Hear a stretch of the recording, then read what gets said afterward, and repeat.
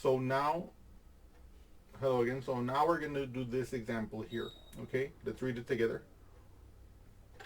4 times open parentheses 5 minus 2 close parentheses cubed plus 3 divided by 3. And so the first thing we're going to do as we're considering how we're going to solve this problem is we're going to write down our mnemonic, which is PEMDAS. Okay.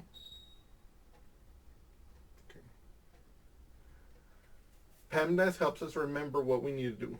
So the first thing we need to do is we need to look and see, are there any parentheses that need to be simplified in this expression? And you can see that in fact there is this parenthesis that can be simplified.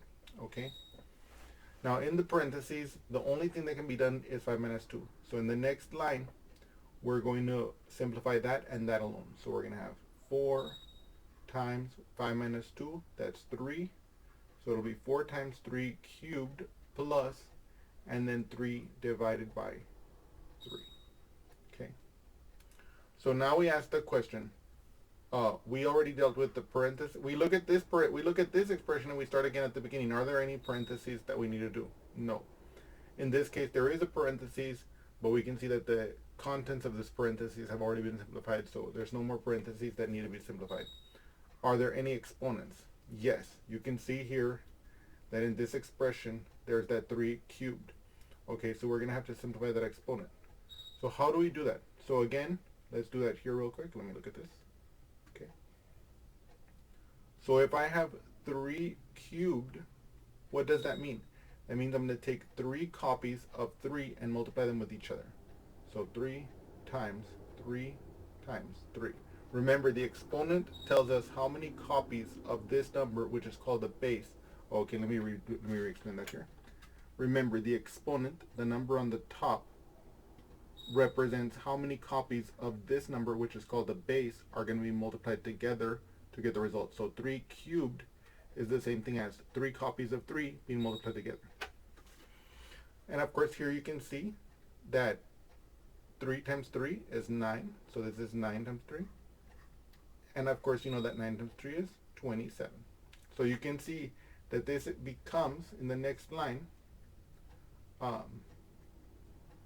this becomes 4 times 27 plus 3 divided by 3.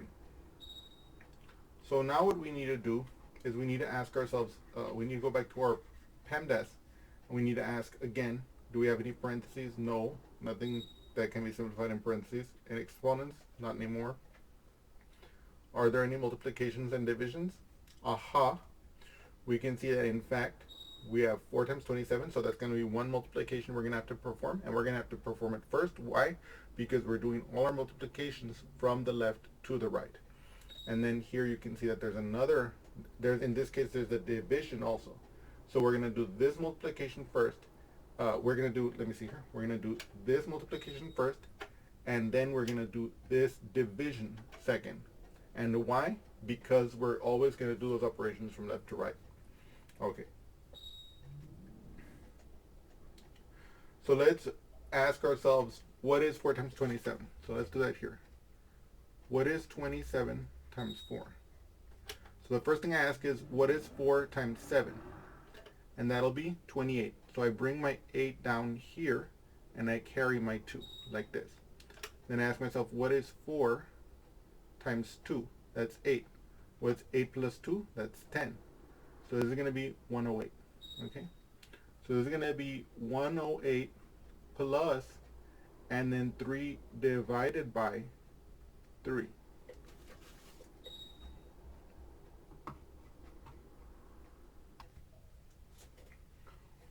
So now if we're following the order of operations, we can see that we already performed that multiplication, but we did not yet perform this division. And of course, we are looking at the PEMDAS. We can see we don't have any more parentheses. We don't have any more exponents, but we still have at least one of a multiplication or division, right? It's this one here. So the question is, what is 3 divided by 3? How many times does 3 go into 3? 1 time.